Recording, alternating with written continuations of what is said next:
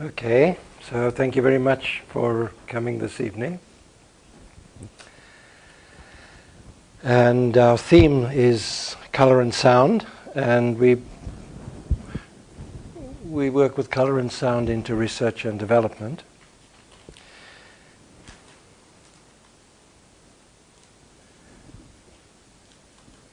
And we'll have a meditation to begin, just to get into our theme.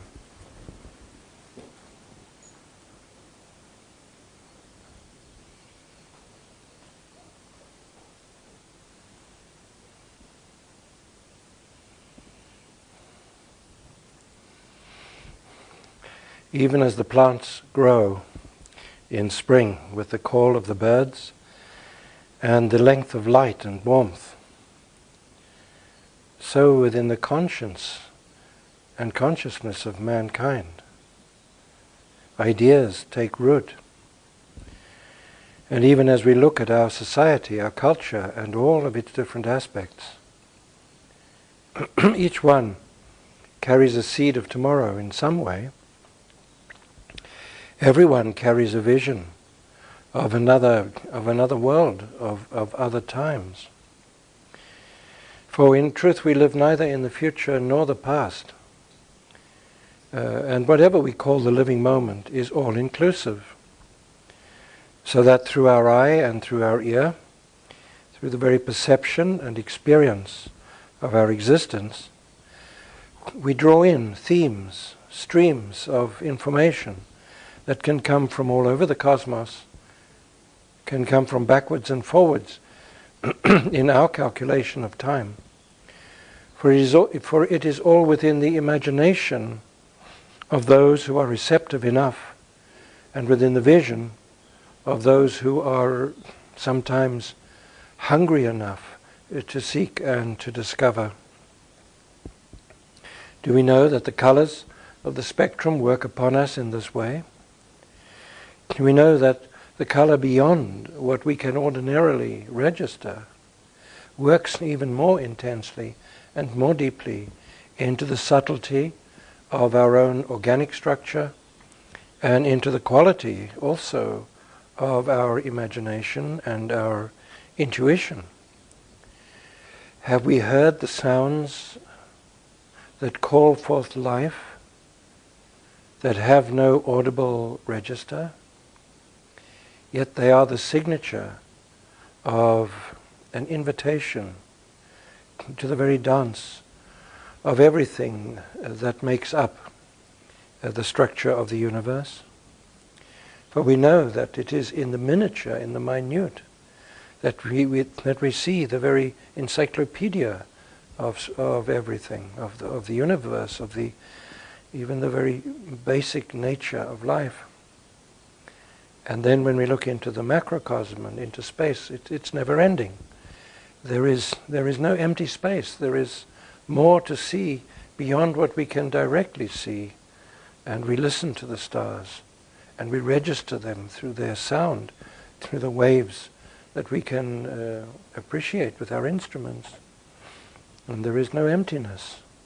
But in the fullness of it all, there is the constant impulse that works upon itself, as we could say, through itself or throughout itself. And life as a whole is a continuous supply within the theme of the living moment. As we say, tomorrow and yesterday are not the measure of anything, but it is within the moment of its own experience that the receptivity to color and sound and the qualities that go beyond the ordinary and the everyday, but can be registered by the nature of our being, this makes the difference. This brings mankind to the point of conflict or to the resolution of centuries of misunderstanding. It can open a renaissance. It can free the prisoners. It can take the economics of the world and direct it in another way altogether. For we are upon the threshold, upon the fringe of extraordinary experiences as a people, as a mankind, as a family, all together upon the planet. And there are realms opening now. We call them interdimensional realms. They are beyond the ordinary, and yet they are not supernatural. They perhaps are more close to the cause of the natural than we really can appreciate. Life itself is given the impulse of its own existence through this. And so as we join to our theme of research and development, each of us in our own way becomes both a poet, an artist, a scientist, an engineer, all together within ourselves.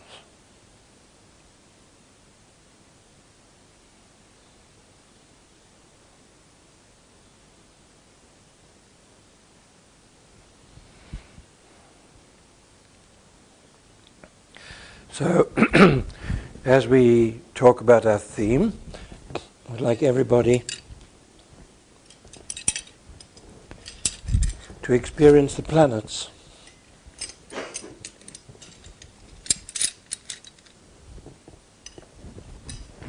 And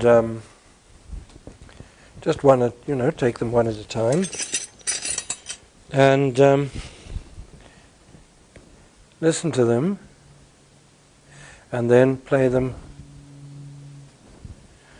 on your shoulder and on your knee.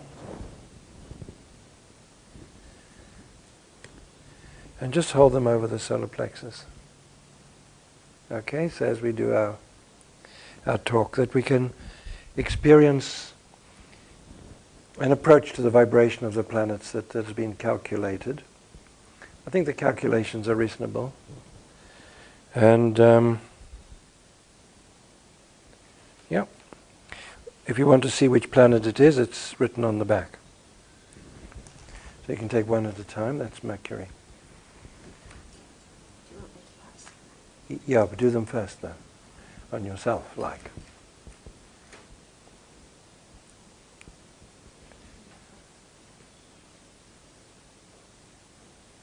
Yeah, that's good. You're setting a good example.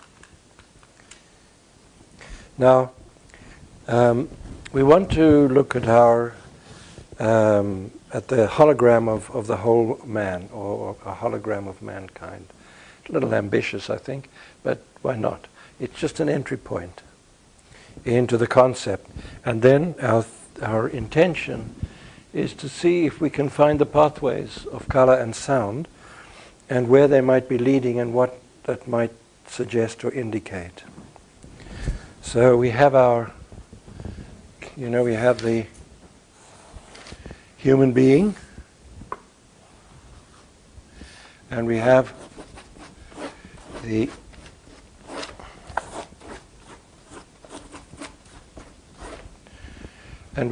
way that the lines of entry into the hologram create a certain kind of an impulse.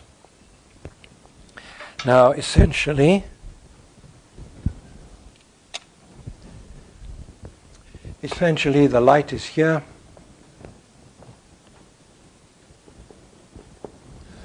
and the sound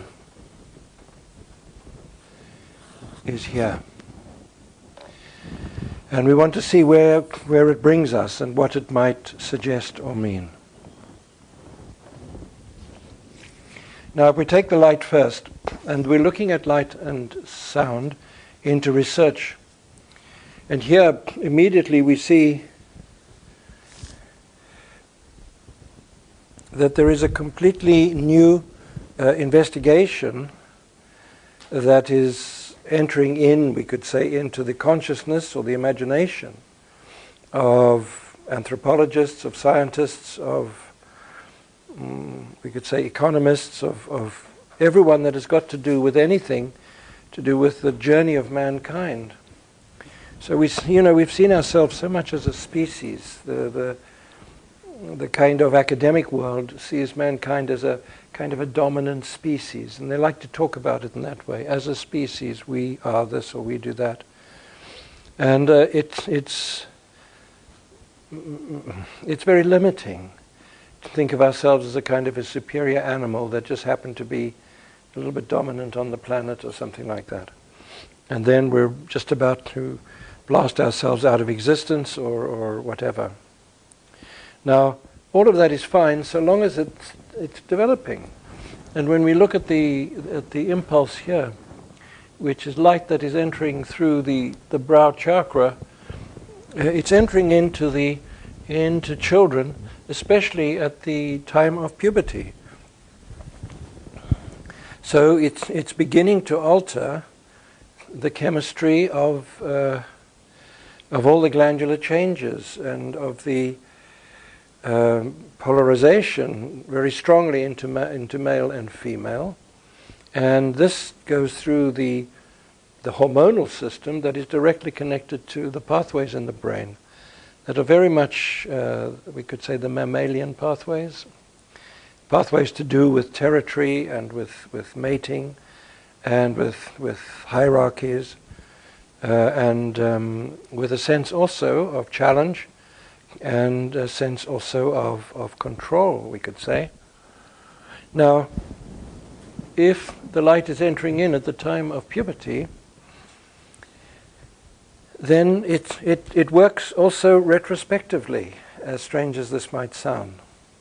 It's working directly into the children as they enter this stage, certainly, but it is also entering into the, what do we call it, innate puberty or incomplete adolescence, perhaps, of everyone else, because we never quite go through our adolescence completely, and the appreciation of gender, sexuality, and creativity.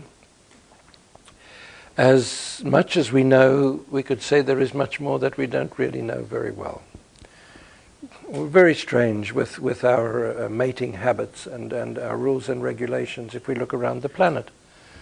And there's a great deal of we could say, ignorant mystery rather than intelligent mystery around families, communities, sexuality, and virtually everything to do with the way that life generates and provides the pathway for its own continuity. So when we see that the light is coming in, we say that these is a quality of color that has not yet been really appreciated before. Now, are we able to say that with the idea of global warming, there is a shift in our atmosphere, and that with a shift in our atmosphere there is also, this will keep you busy.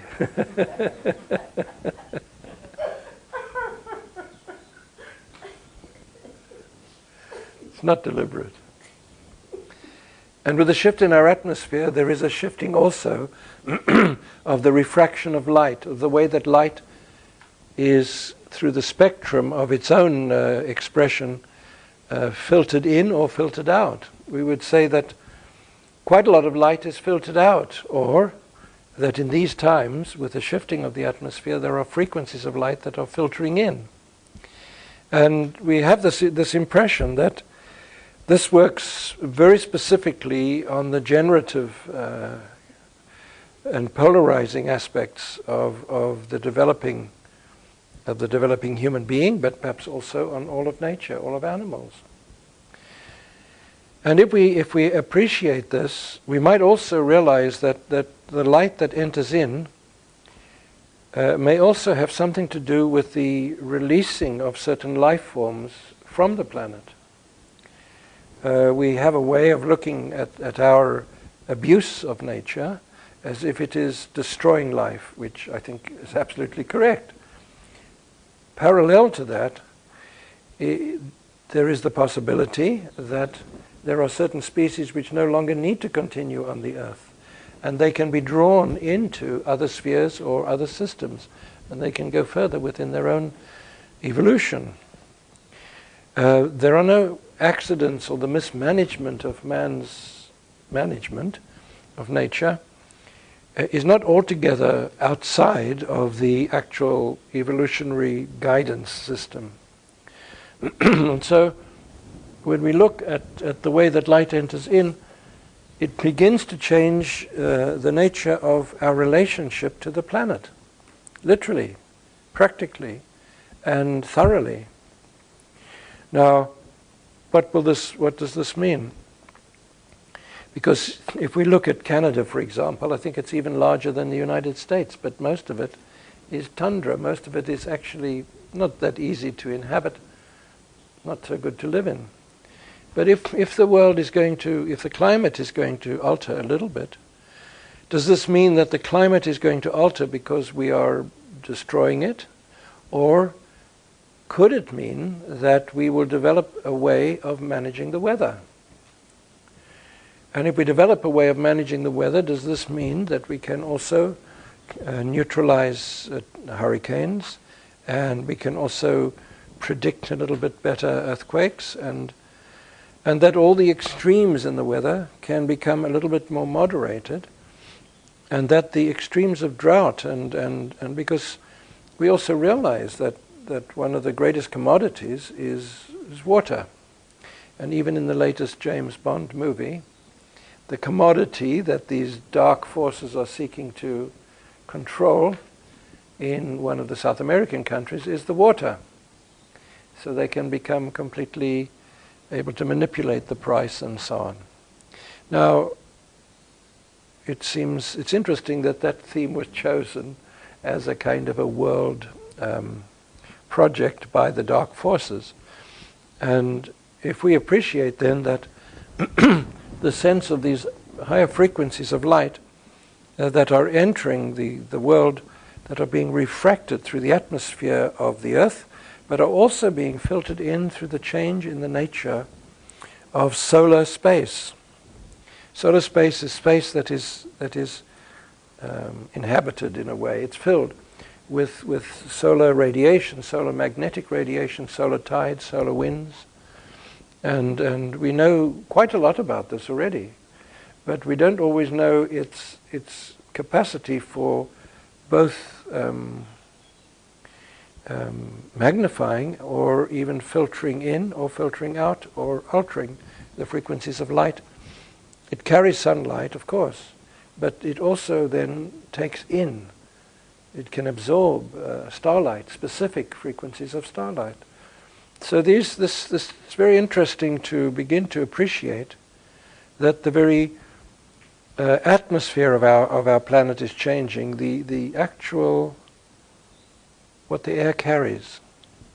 Now, of course, we need enough oxygen, but not too much, and we need enough everything, but not too much. Just a nice balance. But what we appreciate is that all the different elements in themselves have their activity, but they also carry energies and frequencies. Even more, we could say, the more subtle the light, the more information the elements carry. And so we find we're on a planet that is being repopulated. I mean, that's a very silly thing to say, considering the amount of people that there are, and they're growing and all of that. But the measurement of repopulation is within the level of consciousness rather than the number of bodies on the planet. To be repopulated means that the soul can enter more deeply or more fully into the pathways of its vehicle, which the body is the vehicle of the soul.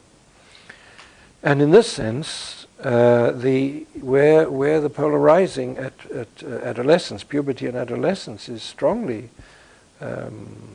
we could say strongly influenced, then the population of the world, the population of awakened souls, if we think of it in that way. Now, what is an awakened soul? There are many choices in the world in terms of what we like to do with our life. And there are many who make what is actually fairly obviously self-destructive choices. They are, for a short time, perhaps quite stimulating or quite a lot of fun, or quite disorienting but still maybe quite a lot of fun in that sense. Now, if if this soul presence is more clear, and soul perception is more acute, then the choices that are made in each life regarding its own existence and its own potential are much more naturally involved with something that is, we could say, more creative or more productive or less blundering around, waiting to see what might or might not happen next. Maybe we'll find that we don't have to forbid anything as being illegal. You know? Maybe we'll find that the natural sense of measure or judgment goes towards something that is a bit more creative. And we begin to see, even by seeing the way that this light is entering very personally, very directly into the choices of mankind, what will we do with our money? You know, what will we do with our housing, our energy, our economics, our health? Because it starts to affect everything. Now, if it isn't all happening at once, too much, but it's all happening at once nonetheless, then we might find that somehow medicine is a little bit more effective. More people are getting well, and less people are needing to become dependent upon medication. And the hospitals are somehow changing the nature from trying to treat as many people in the shortest possible time in having actually time to treat people. And we might find also with our educational programs that actually the curiosity of the students is not in conflict with their own inner hormonal struggle or social extremes. That actually the curiosity, you know, I was talking to a young man of about 15 and a half recently, and I said, you know, what's school like? And he said, it's okay, you know. I said, would you like to leave school? He said, actually, no, it's quite interesting. There's some interesting things there. I would like to learn about them. He wants to go forward into physics and music, I think, the two together. I thought that's a good combination. And so we begin to see that if the behavior of people does not have to be controlled or imposed or made legal or illegal, that the choices are just a little bit more soul-centered, because this is what we call the repopulation of the earth. The souls are entering in. We've got many souls who living at a subsistence level, who aren't able to go deeper or further than the instinctive brain or the instinctive emotions. There are groups of people that are still very dominated by the actual genetics of their blood, and the focus of thought is shared between almost like a group mind. Now, this is very beautiful, of course, in many ways, but in terms of progression, it still is tending to isolate groups of people and to insulate them and to fixate. And so we find our attitudes are drawn into the if you like, just an expansion of the way that there was always conflict and always competition and always a kind of growth through destruction somehow. Now,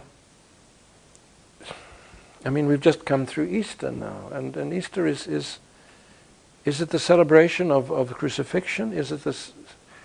You couldn't celebrate a crucifixion, but you could celebrate a resurrection, that's for sure. And if we are going to celebrate the journey to the cross, the 12 stations of that journey, but if we say that it goes up an octave, you know, it's a journey of great suffering, great trial and tribulation, great sacrifice. It's a journey of great self, we could say great self-awakening and great personality denial in many ways.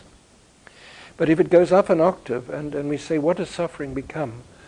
When it doesn't have to be endured physically and it doesn't have to be placed or pushed to an extreme emotionally, and where it is not a subjection of people intellectually that forbids them from thinking their own thoughts, but they have to conform to some strange theory of somebody else who's probably already gone off the planet.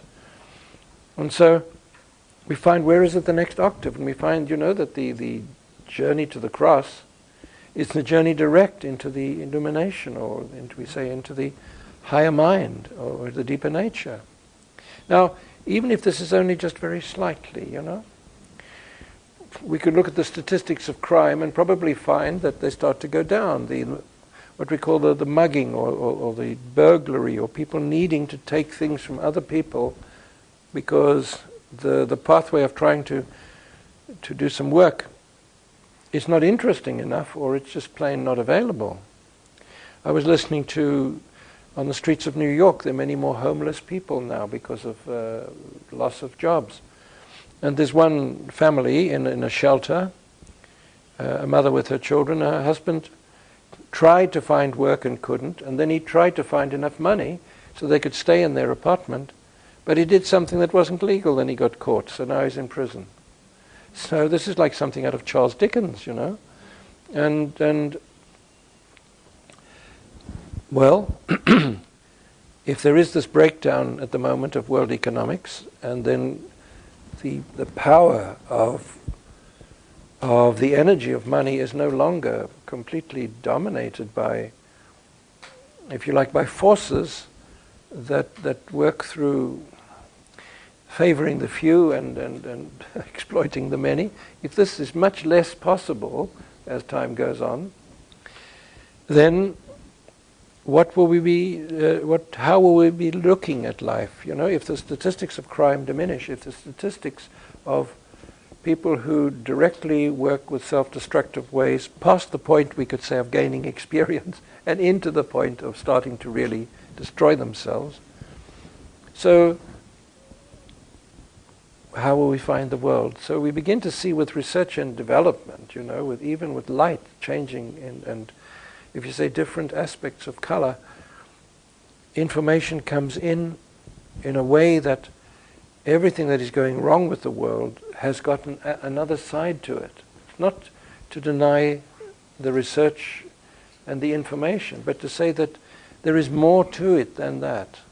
That global warming and climate change and the loss of many different life forms and all of that, absolutely.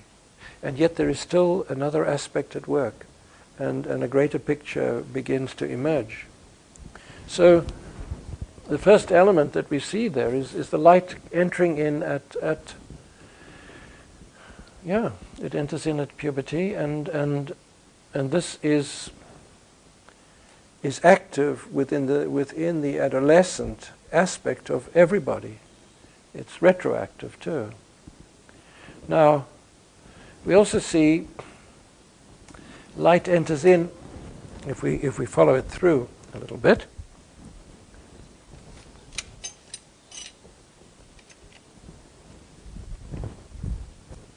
So we have worked with that. Now we can follow it through here.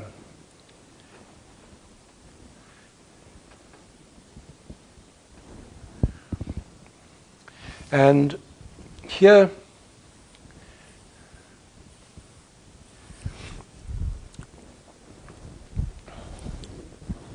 we see the light that enters into the information technology, actually. The nature of education, the nature and structure of universities, the freeing of the possibility to develop skills and talents and gifts begins to grow more and more strongly. Now, this enters very much into this area here. It also carries through with the line that comes down here. Now here we really are looking at what we call light and dark, good and evil, right and wrong. Can we have a society that is moral, but not as the opposite of immoral? Can we have a moral code or a moral experience that does not judge those who do not conform to it as if its own somehow opinion is sacrosanct. Can we enter into the nature of light and dark within its relativity, within the morality as a level of consciousness, and the possibility of what we call re-education, guidance, and what else? Now, when we go into good and evil, we go literally beyond the visible spectrum. We go into the invisible world, you know. In what way are we going to appreciate that the world just beyond our spectrum is very busy, inhabited by a whole lot of people that don't necessarily all look like us. They have energetic forms, but they all have activities. Some are very beautiful, and some are enlightened and wonderful. But there are many that are just the same as our viruses and bacteria and all of that, and everything in balance, out of balance, everything then begins to exaggerate. Now, what we realize here is that thoughts are things, that what we think we attract, what we do to ourselves. We realize also that as we enter into a certain stream of thought, there is not just sort of me looking at this and thinking and feeling that. I enter into world thought in some way. I enter more specifically and directly into those areas of world thought that are the most resonant and the most, we say, comparable to what's happening inside me. Now, those who cannot make up their own minds or choices reasonably well are always influenced by something or someone else. Who are these somethings and someone else's? And what does it really mean?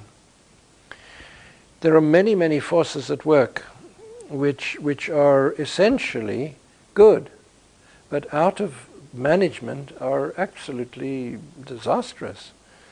And we found in Australia this year, and also in California, and perhaps in other areas too, when the summer gets very, very hot, and then everything catches fire. And there's very little we can do. Now, fire, of course, is essential to life. But out of its management, it is like a theme that enters into a single race of people who then hate another group, and out of that comes the same kind of idea. An impulse sweeps in, and people blow each other up, to blow themselves and as many other people up as they possibly can in the name of some divine representative. And so when we see the research literally into good and evil, light and dark, we find the research going into the motivational factors, the forces that are there within the invisible world. Now, what are we going to find? You know, is it going to scare us to pieces? Is it going to enlighten us? Because these are beings that function energetically, and they're also beings that work upon the wavelength of our own desire nature and our own motivational impulses. What comes out of this is two things, and I think it's the future work of the Christ on earth. It's the idea of the individual who becomes responsible within themselves, but the community that collectively becomes interested in supporting those who cannot quite be responsible enough for themselves. Not necessarily by locking them up, but by actually entering into an appreciation of where they have lost their way, you know. So I would say that the research here is very much into the nature of those areas, we could say, of psychiatric illness, drug dependency, alcohol dependency, compulsive behavior and choices, all of these things. It enters in very much to the area where our life, which has probably a very beautiful potential, is suddenly caught in the grip of some choices, behaviors, which actually become a full-time occupation, and they destroy our life, but they manage to mess up everybody else around us quite thoroughly, quite often. It's interesting to see that the next stage in medicine is beyond the obvious of preventative medicine, where we exercise and eat well and are sensible and all of that. And also that we go look into genetics and we see, yes, what are the tendencies, but we go beyond that. And then we see that there are what are there? There are attitudes, personality aspects that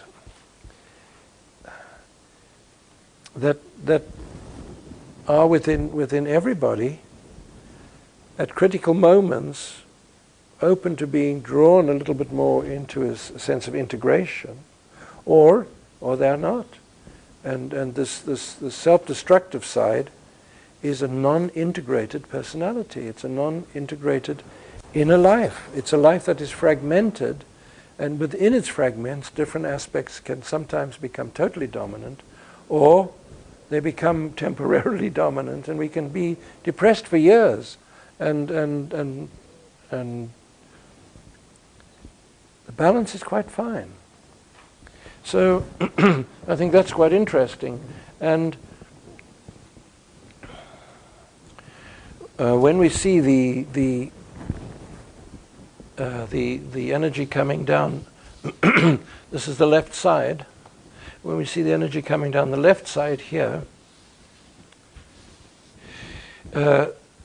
these are all the barriers to social movement, we could say.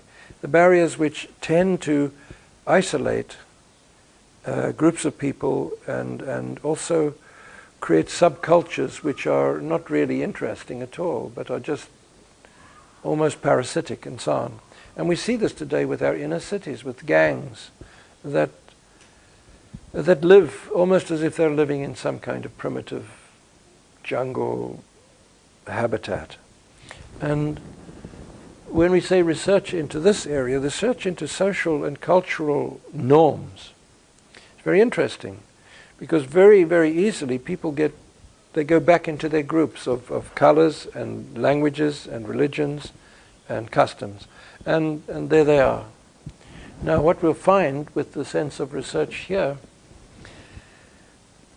is both the well, it's happening already, I think, but it'll enter even more deeply. It will be the respect for the traditions, but the dissolving of the rigidity of the way that they tend to be influenced, to be continuous.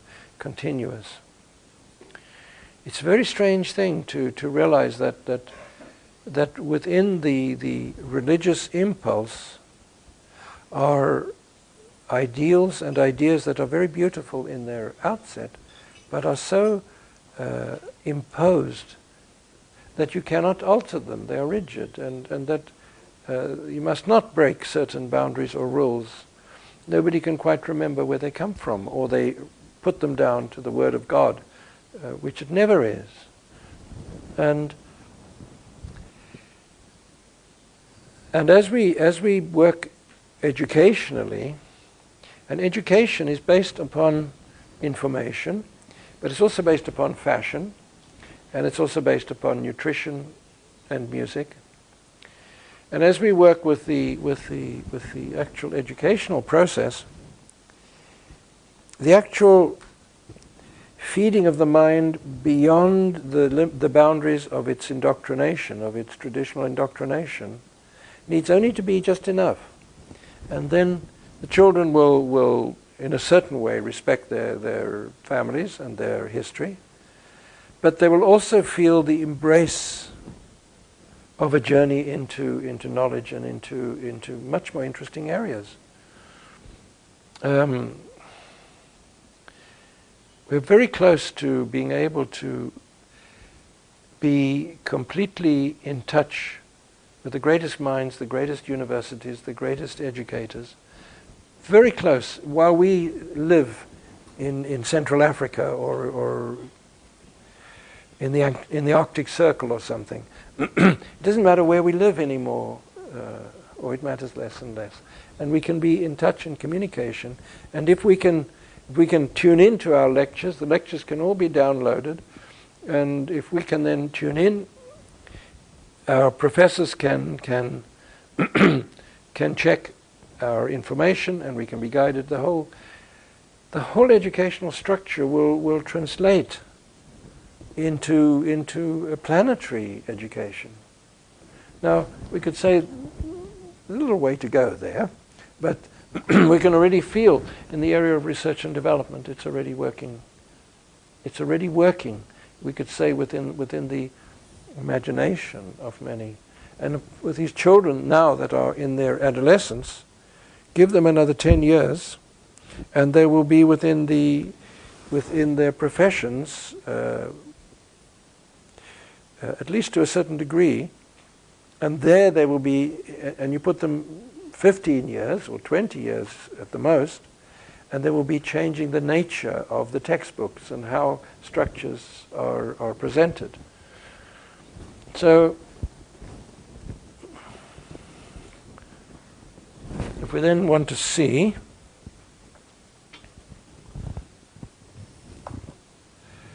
now,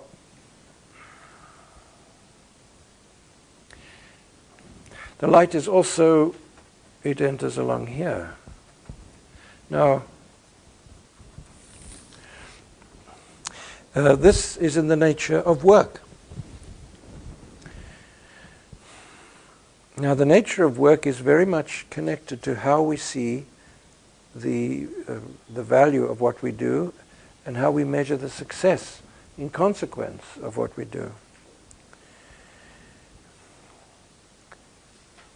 If value and success that are related to where we live, how well we live, and how wealthy we live, if the nature of this changes somewhat, that it's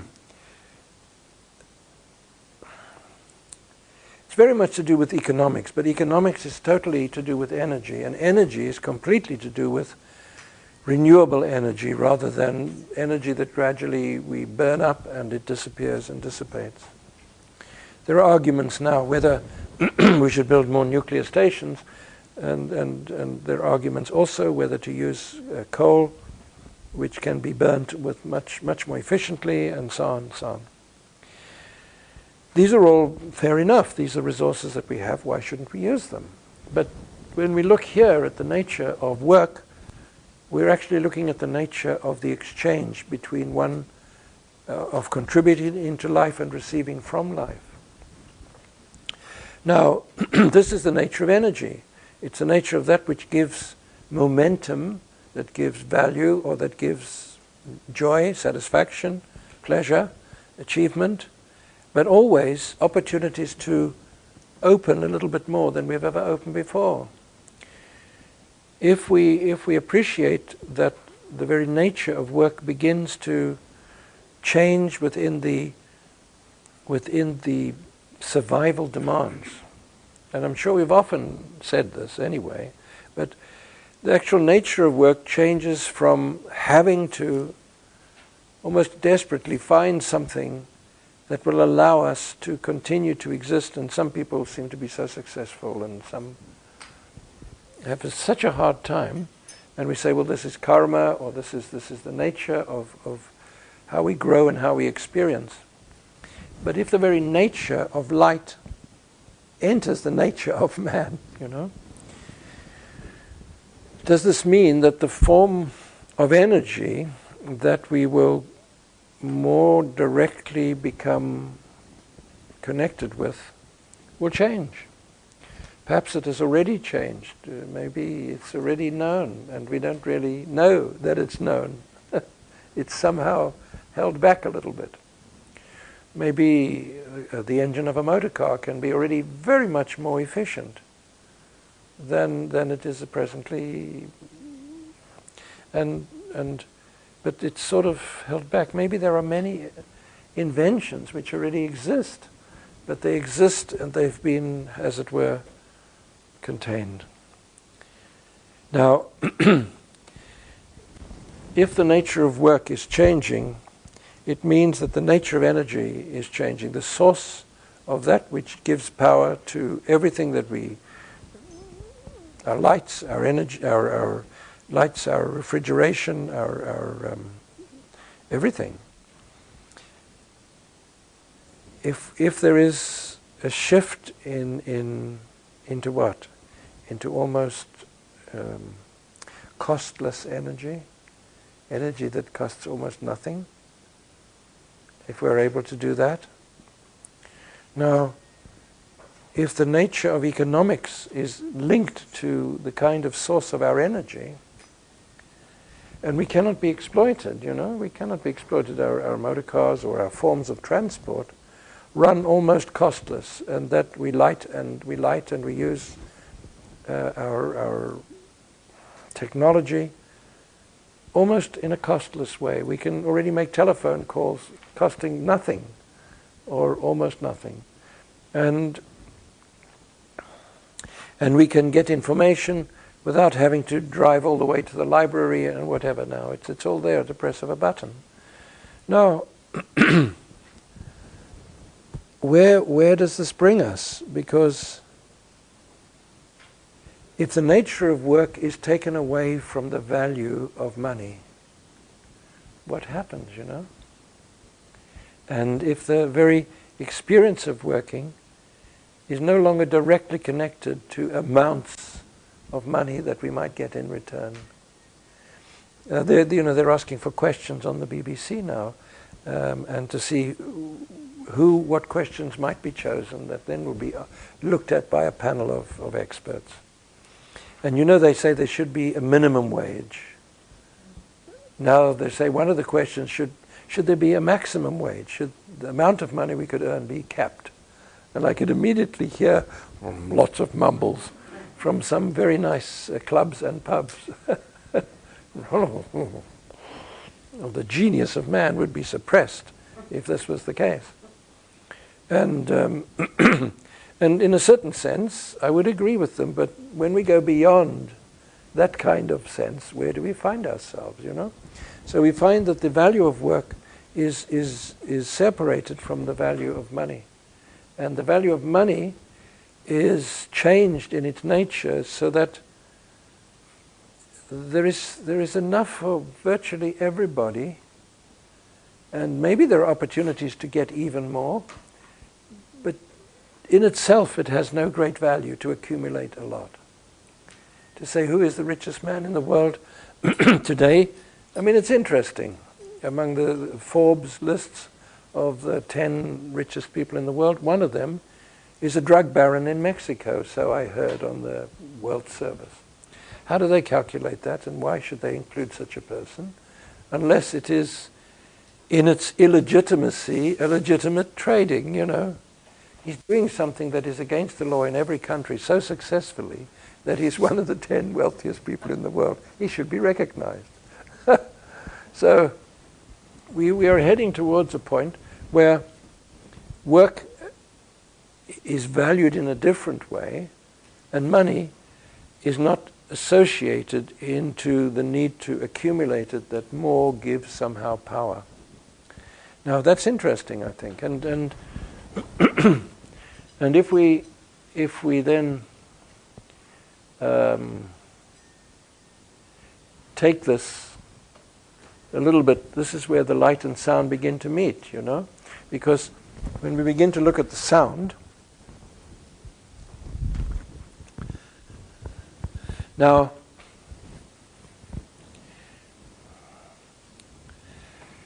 we say that the inner sound is over here. And the inner sound is what we call the still small voice, or the voice of God, on a good day perhaps.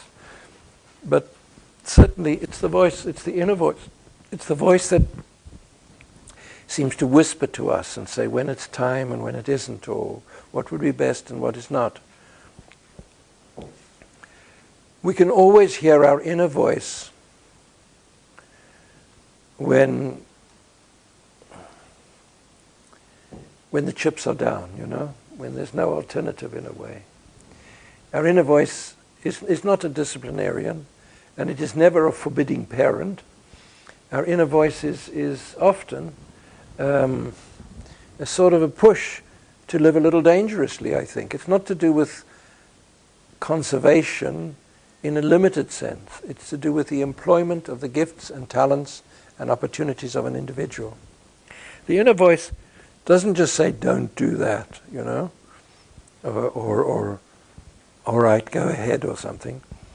It is often a state almost of a flavor, of a smell, of an attraction into an area which we think, oh my gosh, can I really do that? Am I really capable of that? Is it going to finish me off? And you think, yes, what a wonderful way to go.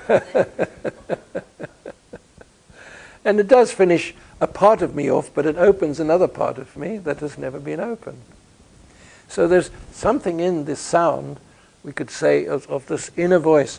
Now, where does this inner voice come from? I mean, is it other people whispering to us, saying, psst? Is it other determined in a way? Is it from our higher self? Because that's a beautiful concept, but it's very poorly defined. Is, by the very nature of existence, our identity a very vocal experience of a certain quality? Our identity speaks for itself, if we use those words for fun. That literally there is an inner navigator and an inner pilot, you know. There is a way in which life works upon the theme of its own potential. And we could say that every situation shows by the very nature of its origin, and then by the stages through which it emerges, the possibility of its own future. Prediction is an art, not so much a science. But it's the art of experiencing the flow, the creative flow.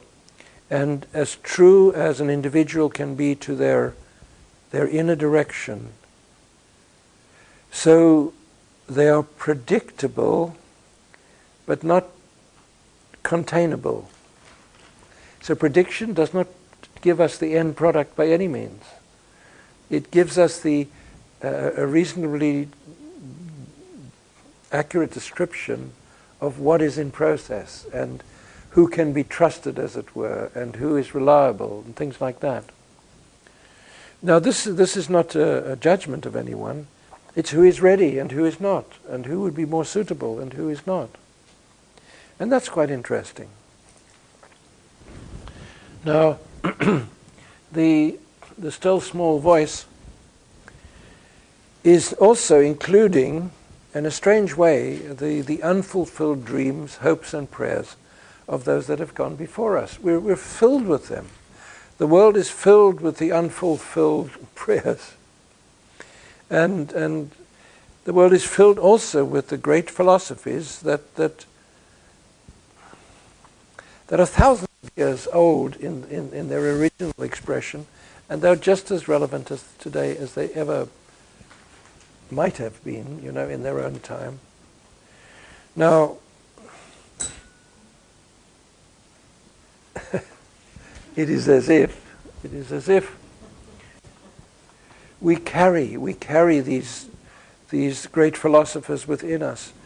Now, can that be true? You know, that we, because maybe we haven't listened to all of Aristotle, and we don't know the dialogues of Plato very well, and we are not appreciating the tremendous philosophy of the ancient rishis of India. And the great philosophers of China are we've read a few things sometime, but you know, who are they and everything. There is within the atmosphere of what we can call the collective thought of mankind, I don't know if that's a good description, everything that is brought in, that is expressed, that is of a certain merit, has a very slow decay. You know, we say that nuclear fuel, once it is spent, just creates an environmental hazard. It's the biggest reason not to use it. And the people who say, well, we should use it because by the time that this power station is out of action, we will have found a much better way of dealing with the wastes of nuclear fuel. Maybe. But that's a sort of a dark side. What is the light side? The light side is that the great philosophers and the great philosophies and the great ideas do gradually disappear out of the consciousness of man, unless they are kept alive. But they decay, their rate of decay is very slow. Even slower than nuclear. They last for tens of thousands of years. The wisdom of ancient Atlantis or Lemuria is still in the atmosphere somewhere, even though we don't know what on earth we're talking about when we mention those names, or we don't know the source of this information. You know, behind the pyramids is what is it? The map of the stars of Sirius. And what is the star that guides through these great moments and festivals? Is that the North Star, the Polar Star, and so on. So there's great science, great wisdom. It is never ever lost. Now, when it is remembered, it is never remembered as an English language exercise. It is remembered as a state of relationship to the way that energy works, and the history of mankind is there to create the fertility of tomorrow, or the fertility for tomorrow. Now, if we have to go through an academic training, you've got to write, you've got to study and write in whatever form it is. You've got to do what is expected of you. It's a training of the brain, and it's in some way a stimulating and a frustrating of the mind, I think. But we do it. But if we go forward a little bit, we say that we begin to hear inwardly as much as we have ever been able to hear outwardly. And to hear inwardly is not just the voice of other minds that are discarnate, but to hear inwardly is also to be able to appreciate the extraordinary heritage which is the poetry of every single culture, as much as it is the plays of Shakespeare and so on. Now, I think that's quite interesting. And when we see that it then it comes into the left side here, it literally comes into the sound comes into the sound of it actually is the line that carries the life that is expressed through the heart. Now, what on earth does that mean, you know? It means that there's the kind of cold, calculating side cannot become dominant, that the sense of exploiting for the benefit of the few, for the benefit of one, as many others as it takes, it's much less likely to happen. We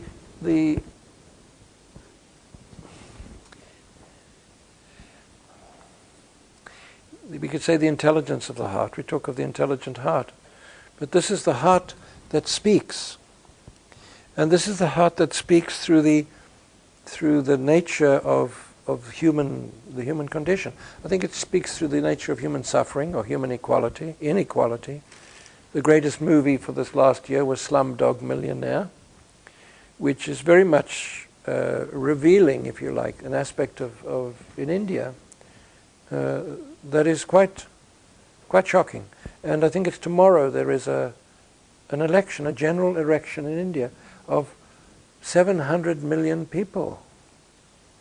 And they're all going to vote. And they're all going to vote in 800,000 electoral stations. But every vote will be electronically calculated so that by virtually a few hours, they will have the result of the election. It's extraordinary. It's the biggest democracy in the whole of the planet. And yes. It's quite extraordinary. Now, one party is unlikely to emerge totally in control. But even so, with all the variations and all the differences and all the goodness knows slum dogs, there is something at work there that has never quite ever been seen before, you know. And what an example it sets. And if this is something to do with the what we can call the wisdom of the heart, if this is the impulse that literally enters in through the way in which we value life, you know. How do we value life? Because in India itself, the lowest is the untouchables. And if you're an untouchable, then you don't have a lot of hope. Now, if this enters in and changes the nature of the discrimination, what's going to happen to the world? When we could say when fully and completely women are able to function with complete equality and without being exploited in we could say in very many ways. They're exploited to the absolute minimum, or no more exploited than anybody else. What will happen? Will we still have huge families, or will we have families which are much more modest? Will the population of the world just sort of continue to explode, or will actually it quite naturally and without needing great disasters and plagues, will it more moderate itself? It's quite likely that the soul present within the body, the inner voice that guides from the very nature of whatever the oversoul or the higher self is, and then the quality of what we then call the intelligent heart as it awakens, the freeing of information, a little bit more of light and dark, and what is the invisible world, and what happens that we shapes our thoughts and shapes our feelings, or that we can shape through our thoughts and feelings.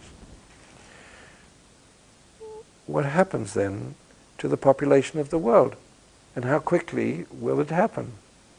So we could say within perhaps 2 or 3 generations, the population could quite spontaneously and naturally diminish from 6 or 7 or 8 billion, perhaps by 25%. And that's not so much to ask, you know. It's the very nature of incarnation changes the instinctive, compulsive side into voluntary and conscious choice. And nobody has to be indoctrinated or forbidden or something. And nobody has to become sick so that millions are wiped away because of some horrible illness. Now, if we follow this through a little bit more,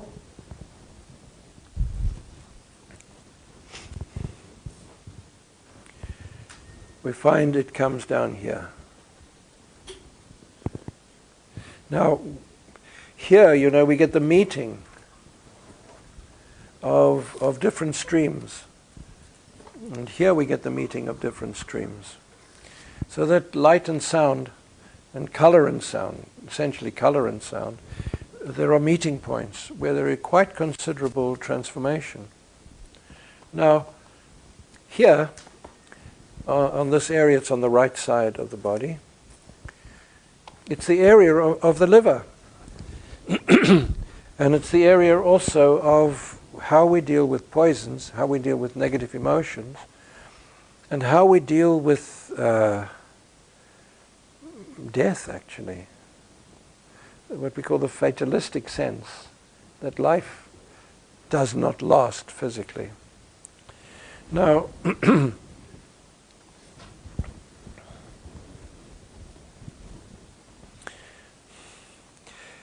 it's not very good reading about what has happened in Guantanamo Bay, you know. Because it seems as if in order to get the truth out of different people, forms of torture have been used which are very unlikely to get very helpful information out of people.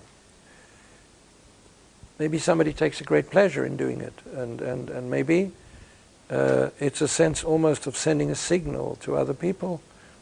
Maybe there is some intelligence that comes out of it that could be justified in some argumentative way.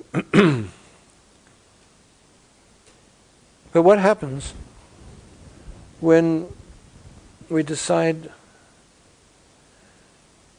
it's not really a helpful way to take people and to push them to extremes? It's not really helpful to work with the vengeful, revengeful approach. You know, what will take its place? Now, if we are working with the regeneration of the body, which in my opinion, this, as color and sound come into the area, literally of the liver and what it means through its different levels, not just as an organ, we're changing the very nature of how we deal with what is toxic and what is poisonous and what is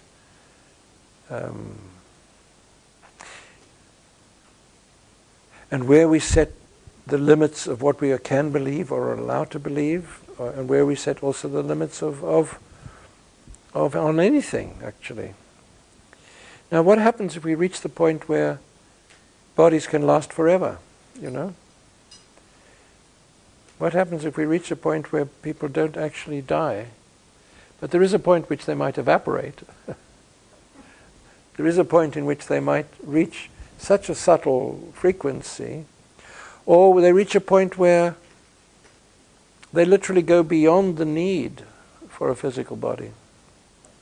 I mean, it seems a bit exaggerated, actually, to say such things, doesn't it? Because we all, gasp around and we all try to measure everything in terms of time and everything. But what happens if actually the body can remain very vital and healthy, and the soul decides when it will go? Literally. Yeah. Yes. Yeah. And there's this gentleman, there's a gentleman in Switzerland who runs the Institute for Finishing Yourself Off Voluntarily. And he's quite successful, actually.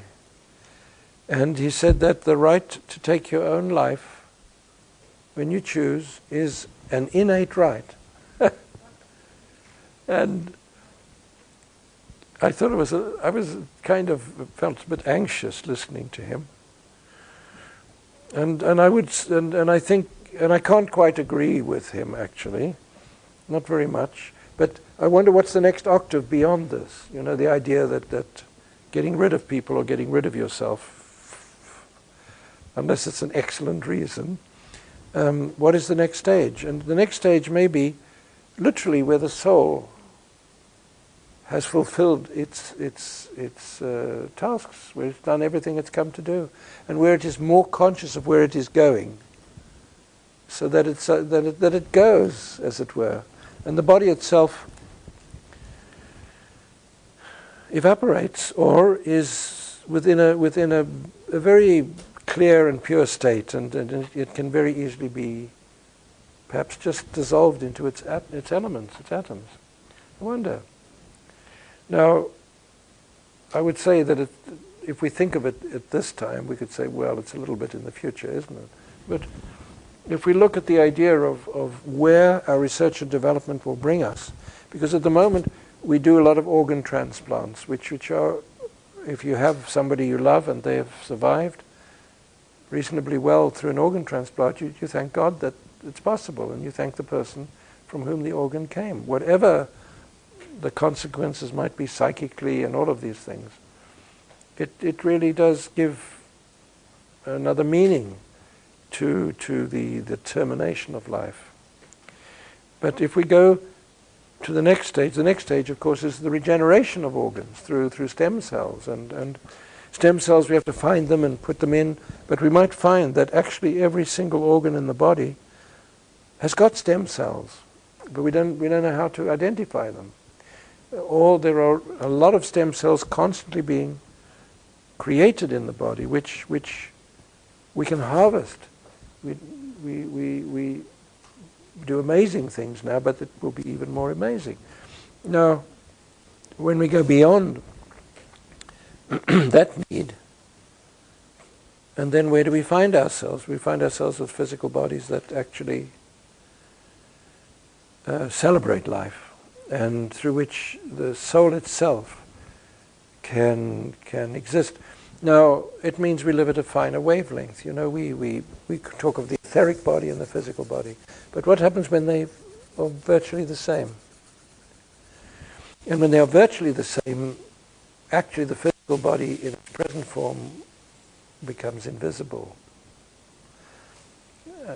It's a funny thing to say, really.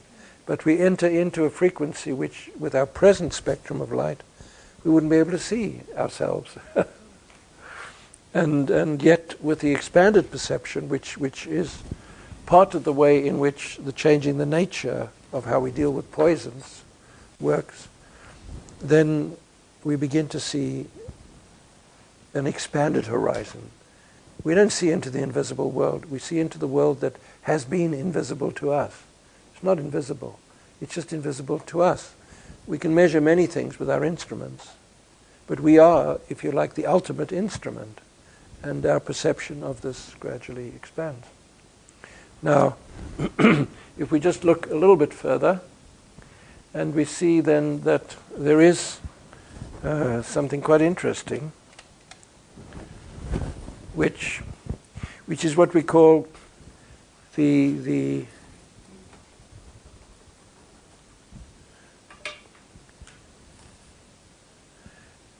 mystery of life.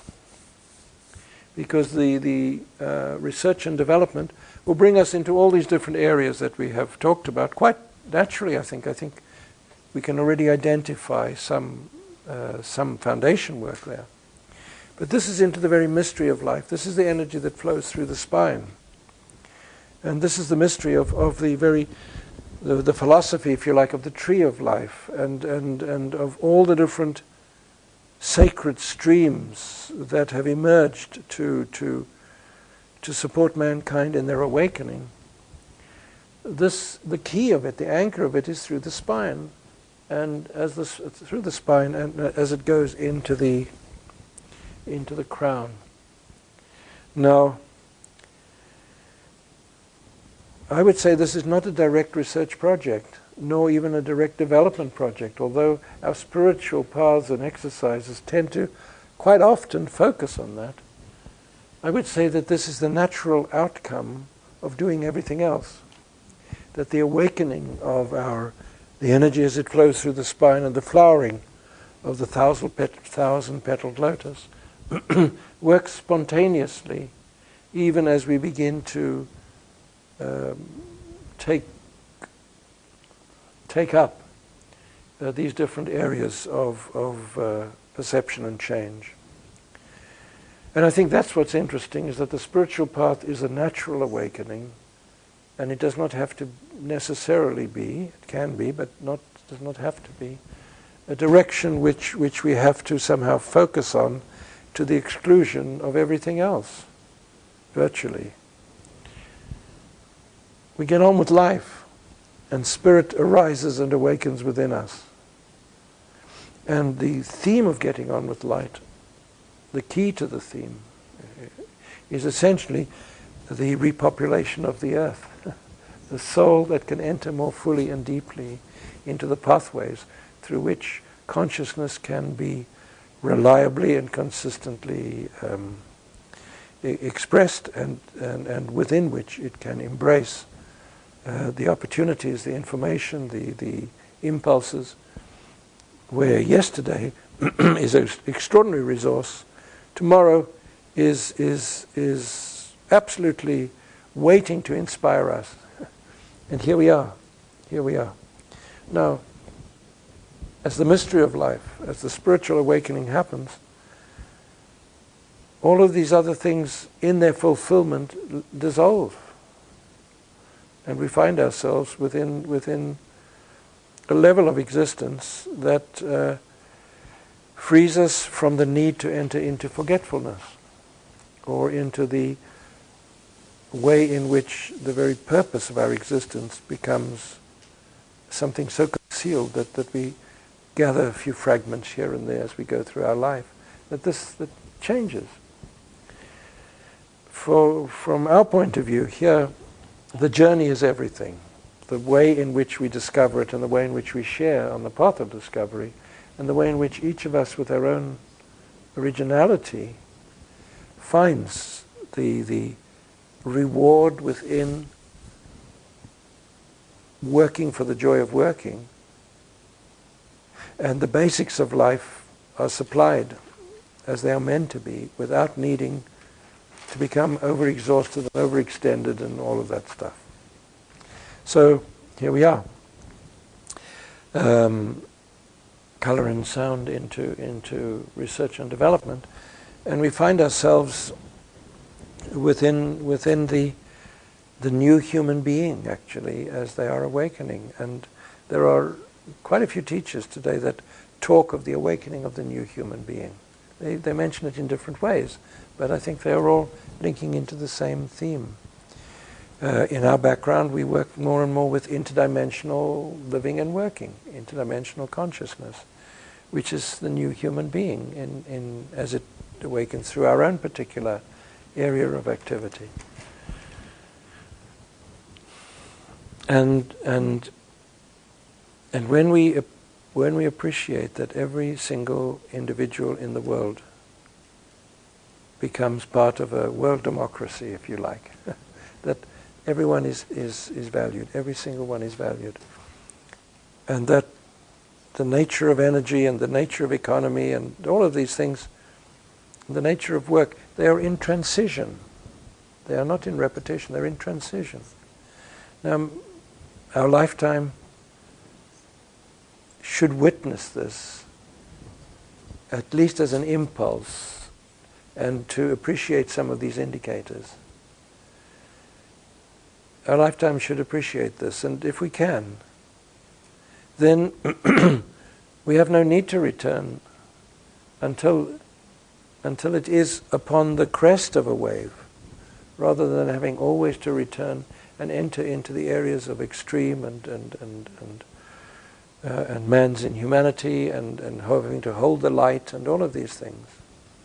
I think that has always been our task, is to enter in at the points where the light can be held. We don't have to be here to celebrate, but to hold it so much that then it can become a celebration. I think that's always been our task on the path of that we say is the path of service.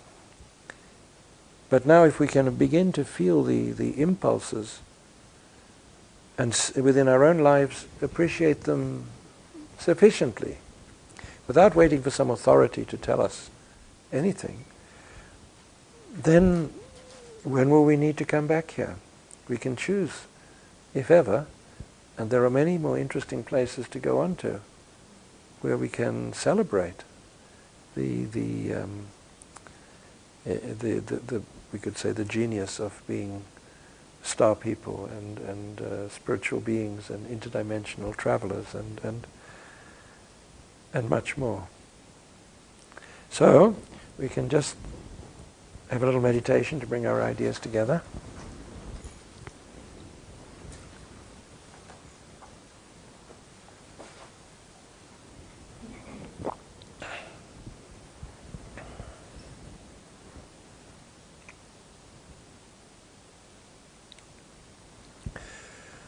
Truly we have come from the stars, from other realms in space, from other dimensions within the consciousness of existence.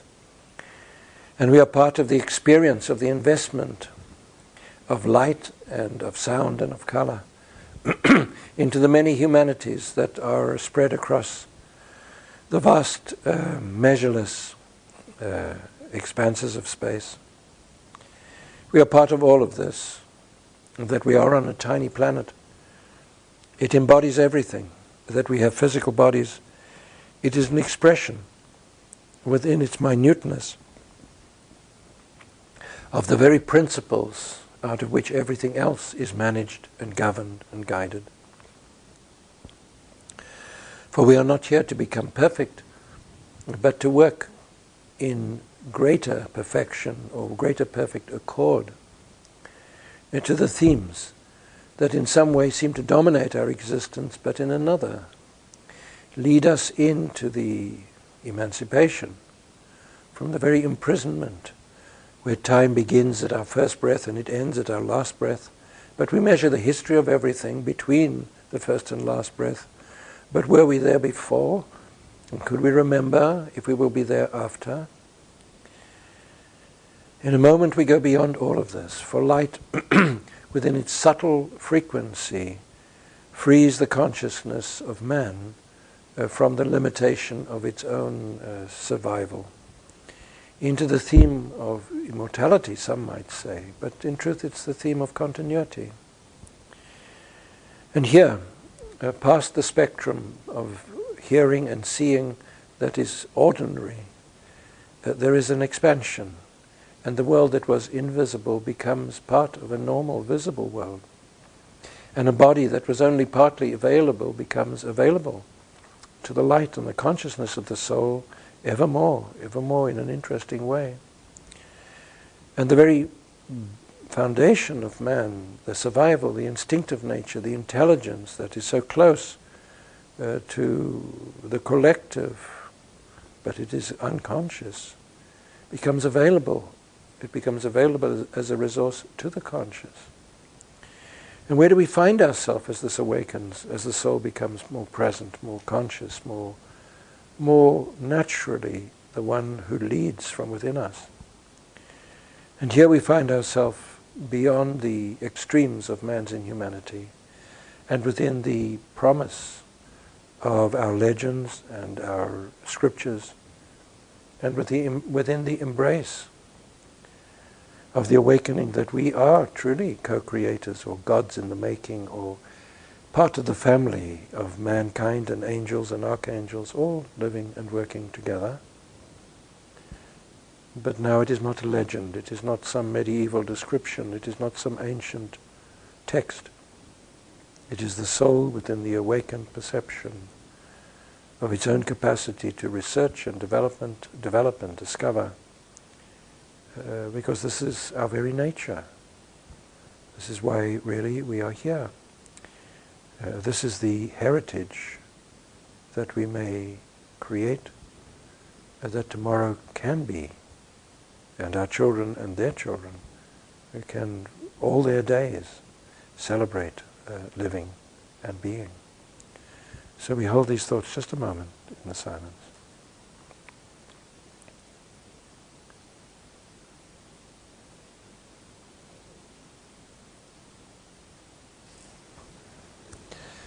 So, thank you very much for your patience and everything. Are there any comments or questions anybody would like to share? What would be a virus on another level? You mentioned virus. You mentioned suffering on another level is like illumination. What would virus be on another level? At this level, a virus is almost like an act of discipline within nature. That if we live within a certain frequency, the virus will not harm us. And we see these in the nature of how the laws are maintained or how balance is maintained. A virus is always there upon the boundary to bring nourishment or to bring almost like an enzyme, to allow activities to work more efficiently. But if there is a misjudgment or losing the thread, the virus immediately becomes a discipline, and it will tend to act to contain. It appears destructive, but essentially the nature is not destructive or corruptive. If our own health and vitality is in balance. And sure, there's some terrible viruses and bacteria, terrible. And at the same time, every one of them has its vibrational antidote. Every one of them. Now, we have created quite a lot of chemicals and we use them as medicines, and we have upset the balance and all of that. So there are viruses and bacteria which actually are not easy to tame. They're almost like a monsters that we have created out of our own ignorance. But a lot of work and research is being done in the higher worlds. That the ignorance of our medical pharmacy can be somehow contained. At the moment, they're working on a vaccine to expand the vaccine they give to children. Immunizations was the 3-in-1, then there's the 4-in-1, then the 5-in-1, or the 6-in-1. And there's a desire to give children, a very young age, almost like 6 diseases that it can help to stimulate their immunity. Now, behind this is a combination of good science and bad science. And the good science is exactly what it says. The research is done in a methodical way by very fine people. The bad science is not able to see it from a philosophical point of view in one sense, and then as in another sense, see the long term of what is going on, because it tends to ignore the capacity of nature to deal with the very illnesses which occur. Now, their idea is to stimulate immunity, but in their process they may actually be less successful than what they imagine, you know? And the other side, of course, is that when you immunize children out of the sequence of the time that these illnesses should occur, you interfere with the way the soul can enter into the brain and the systems of the body. And the rise in autism very strongly suggests that the soul, that while they can be very brilliant children in some areas, they have lost they're isolated in themselves. They're in some ways very beautiful, and in some ways they're living in another world altogether. They don't know what other people are feeling, and so on, so on. So we could say, all right, we can identify these things and we can begin to work therapeutically with them, but actually what is happening that they manifest? And if we look at it in this way, we say what is happening, the soul cannot penetrate, it cannot master or take its rightful place within the consciousness, that the pathways are blocked, and that incarnation is not really fully available to the soul. And that this is a hazard. And the other side is that we look for enhancing medication, drugs that can give you a quick boost in intelligence or a quick boost in energy. And there's a huge struggle with athletes now. You know, they want to disgrace them because they use drugs. Well, how disgraceful! And it's almost normal to try and find how we can enhance our power, but it's also very wise that we don't allow our best athletes to mess themselves up. Where is the boundary? Where is the limit? So they create extremes.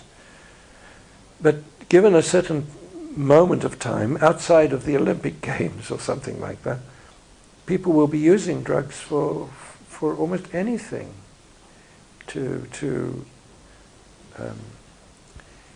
boost their intelligence, to boost, you know, the children will be given them when they do their final exams and all of these things. Now, what happens here? Because then we lose contact with our body. The one, we can't get into our body. The other, we lose the capacity to be who we are. Things are stimulated and we're almost pushed out of ourselves. So, in one way we can't get in the body, in another way there is a theme which tends to make us dependent upon medications that actually don't allow us to remain properly in our body. And so when we say that the earth needs repopulating, or it is being repopulated, it's with souls that can enter and take command sufficiently that all of these different aspects, that the scientific aspect, which is, I think, brilliant, but the actual conceptual and philosophical aspect, which is limited, that can be addressed. And in the end they say, oh, of course we shouldn't give more than a certain amount. Of course there is a purpose in the way that nature has functioned. And sure, we can help nature, but we need not manipulate it past a certain point. So, with all our discoveries, how do we keep it well enough in balance so that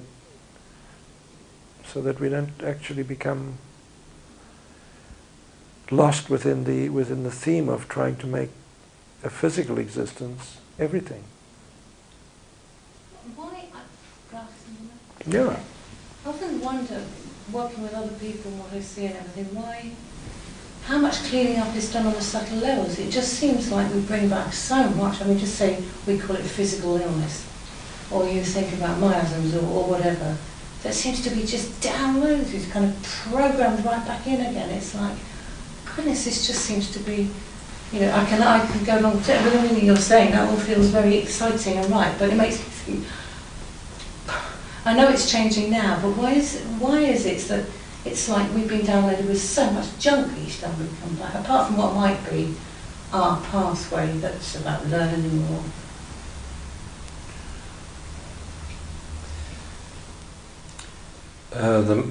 Okay. I can't understand why they do the washing up upstairs, that's what I'm saying, I suppose. Well, they're doing the washing up. Well, I wonder whether they, I mean, I see things and hear, but I wonder, surely we could do a bit better before people come back and make a new body than to dump so much back. Well, if you're taking out a protest, I'll sign it as well. Actually, but there's a couple of sides to that. The one is that there's an enormous amount of work being done interdimensionally, and what we get here is the spillover. We don't know how much is actually being achieved. Being done, it's a huge project, and what cannot be managed there spills over here. Spills over. It literally spills over, and we have to deal with it. And it comes out into the material world, or it comes through the psychic nature and into the material world. The other is that in these times so much is possible, and in the work we're doing in healing with sound, with homeopathy, with vibrational medicine, and with just a lot of good education and improving health systems and everything, we set in motion the natural tendency to dissolve and renew our own health and well-being. We have to do a certain amount, and then the work does the work. So that there is a huge amount of rubbish. But it is a time when there's an enormous amount of interdimensional focus, that if we can do a certain amount, the rest takes care of itself. A lot of it doesn't even matter anymore. It will just dissolve. A great deal will go in the same, like you get a thread and you continue to pull it. So that as we set it into motion, it continues. Now the continuity is not just automatic, but the continuity is through the building up of the goodwill and the nature of people like ourselves who whether we are together in a group or not, we are living our lives in a way that creates the sense of affirmation of each other. And this is a worldwide impulse. So that once a certain amount of self-healing is in process, it becomes also social healing and the possibility of making wiser choices, even by politicians and governments, it's all enhanced. And then to the surface comes somebody like, Barack Obama, who has a way of saying the things which we would have always expected a great leader to say. We would always expect them to say that. And they were talking on the radio about the word sorry. What does it mean, Where does it come from and everything? And because most of the politicians actually never say sorry. They never know, they don't really know how to say sorry. And with Obama, he wanted to appoint somebody. It turned out that they weren't as honest and as they thought, and he said, what did he say? I messed up. He said, I certainly messed up there. We won't let that happen again very easily. So I thought that was quite interesting. The other thing what you're saying with regard to, it's like to every problem there's a solution. Mm-hmm. And we're in a physical world, and it's like this alchemy from lead to gold. Yes. So when you're talking about this overspill, on one hand you think, why the hell? But on the other hand, maybe that's what we're actually here for. Yes. To then retransform into light and knowledge. And when you said suffering is then about illumination, you know, we have to work these things through because we've got to find the solution. Yeah. We have no option, in a way. Yeah, yeah. And in accepting that, it's we are here with each other and implicitly for each other. We don't have to get up and shout. Implicitly, we are here as a sense of encouragement. Yeah. Different languages, cultures, everything, but the same. Yeah, yeah. Okay, let's have a cup of tea. Thank you very much. Thanks for the evening.